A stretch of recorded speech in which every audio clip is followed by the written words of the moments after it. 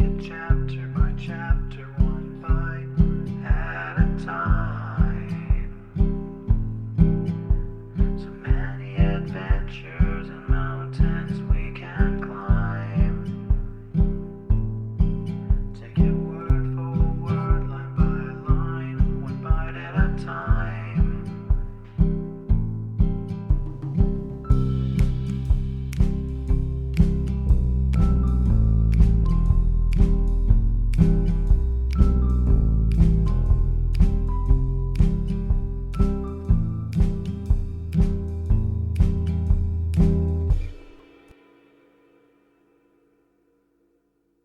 Welcome to Bite at a Time Books, where we read you your favorite classics one bite at a time.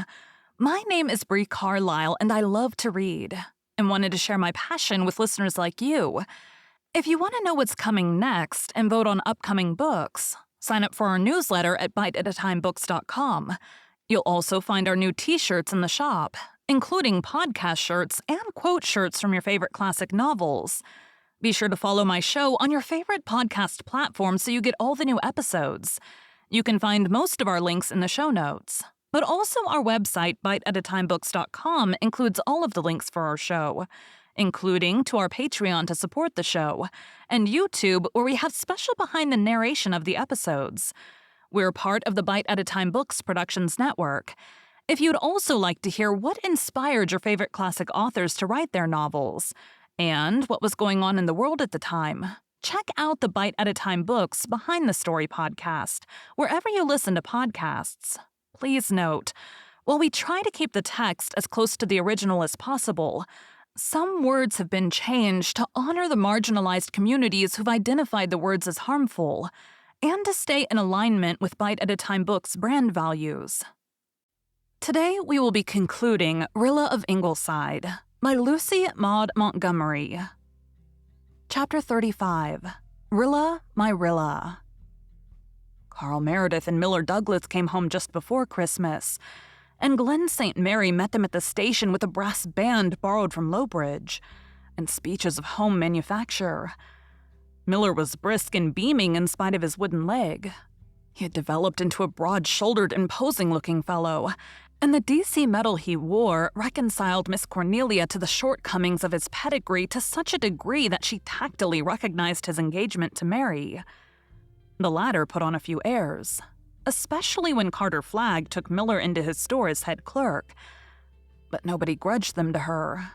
"Of course, farming's out of the question for us now," she told Rilla. "But Miller thinks he'll like storekeeping fine once he gets used to a quiet life again. And Carter Flagg will be a more agreeable boss than old Kitty. We're going to be married in the fall and live in the old mead house with the bay windows and the mansard roof. I've always thought that the handsomest house in the Glen. But never did I dream I'd ever live there. We're only renting it, of course, but if things go as we expect and Carter Flagg takes Miller into his partnership, we'll own it someday. Say, I've got on some in society, haven't I? Considering what I come from? I never aspired to being a storekeeper's wife, but Miller's real ambitious and he'll have a wife that'll back him up. He says he never saw a French girl worth looking at twice and that his heart beat true to me every moment he was away." Jerry Meredith and Joe Milgrave came back in January, and all winter the boys from the Glen and its environs came home by twos and threes. None of them came back just as they went away, not even those who had been so fortunate as to escape injury. One spring day, when the daffodils were blowing on the Ingleside lawn, and the banks of the brook in Rainbow Valley were sweet with white and purple violets, the little lazy afternoon accommodation train pulled into the Glen station. It was very seldom that passengers for the Glen came by that train, so nobody was there to meet it, except the new station agent and a small black and yellow dog, who for 4.5 years had met every train that had steamed into Glen St. Mary. Thousands of trains had Dog Monday met, and never had the boy he waited and watched for returned. Yet still Dog Monday watched on, with eyes that never quite lost hope. Perhaps his dog heart failed him at times.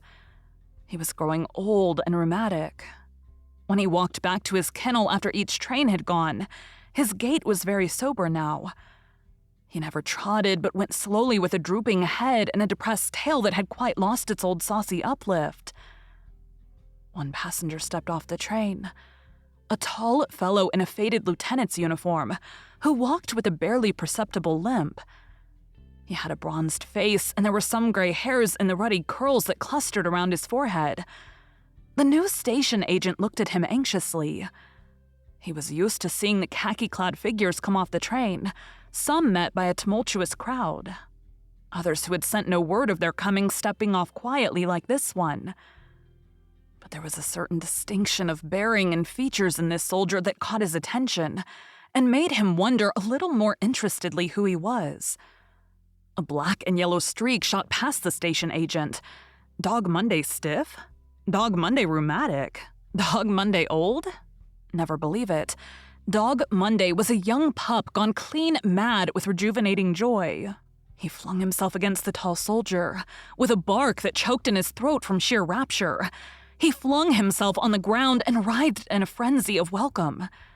He tried to climb the soldier's khaki legs and slipped down and groveled in an ecstasy that seemed as if it must tear his little body in pieces. He licked his boots.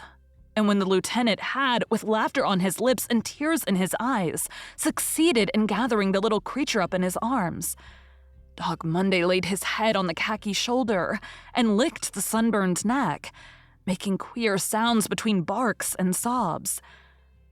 The station agent had heard the story of Dog Monday. He knew now who the returned soldier was.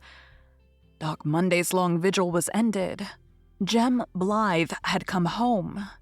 "We are all very happy and sad and thankful," wrote Rilla in her diary a week later, "though Susan has not yet recovered.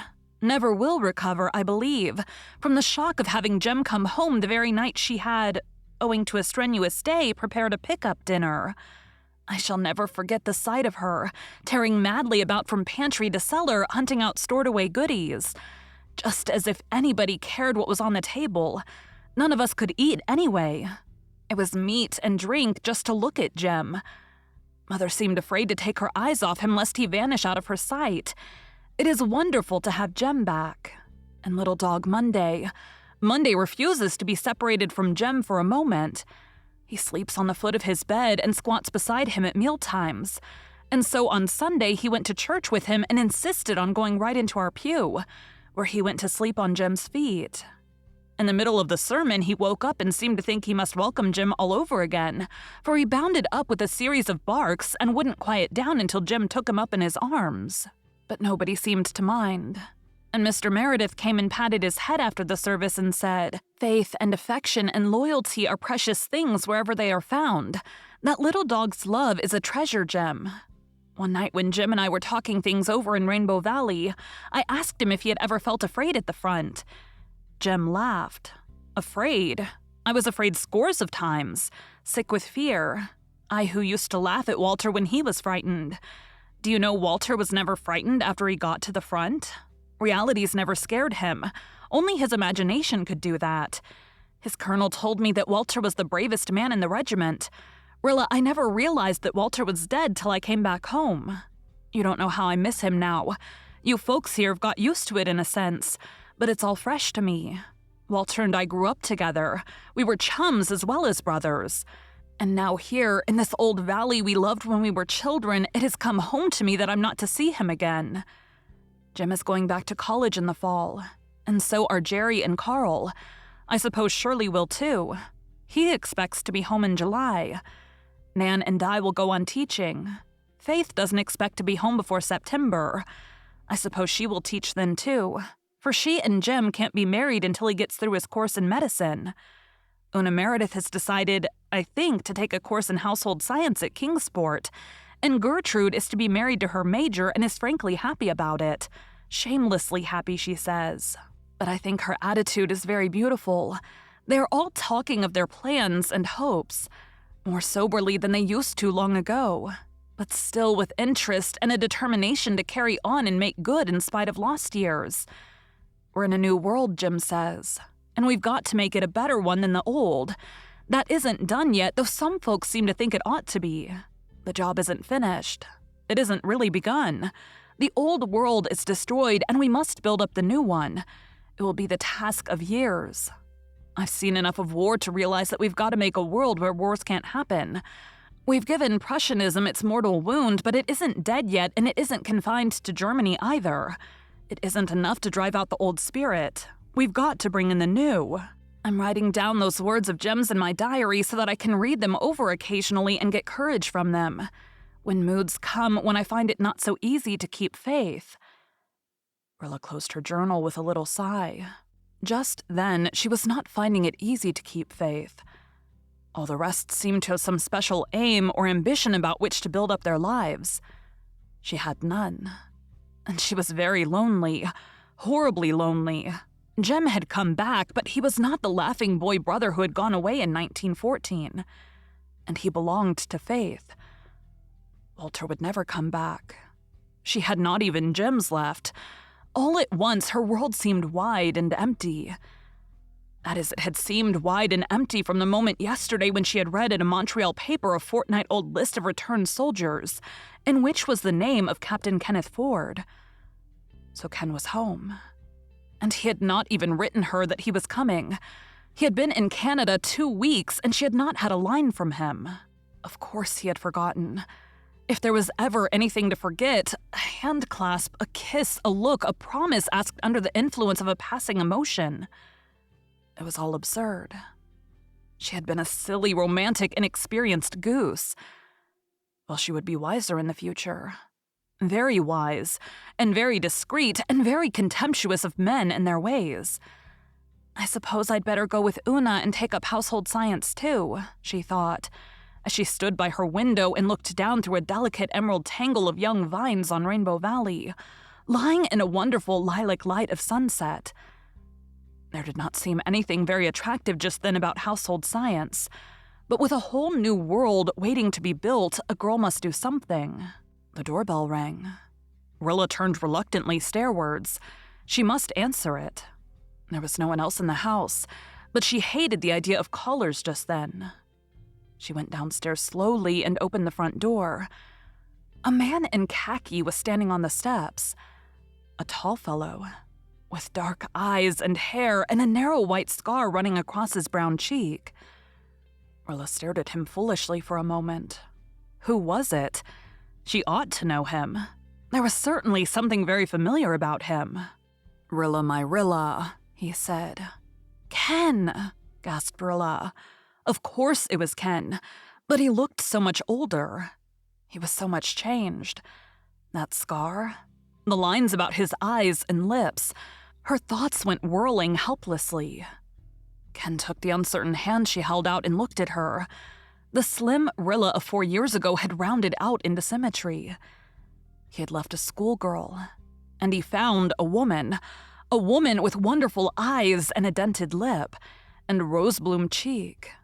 A woman altogether beautiful and desirable, the woman of his dreams. "Is it Rilla-My-Rilla?" he asked meaningly. Emotion shook Rilla from head to foot. Joy, happiness, sorrow, fear. Every passion that had wrung her heart in those 4 long years seemed to surge up in her soul for a moment, as the deeps of being were stirred. She had tried to speak. At first, voice would not come. Then, "Yeth," said Rilla. Thank you for joining Bite at a Time Books today, where we read a bite of one of your favorite classics. Again, my name is Bree Carlile, and I hope you come back tomorrow for the first bite of The Adventures of Tom Sawyer. Don't forget to sign up for our newsletter at biteatatimebooks.com and check out the shop. You can check out the show notes or our website, biteatatimebooks.com, for the rest of the links for our show.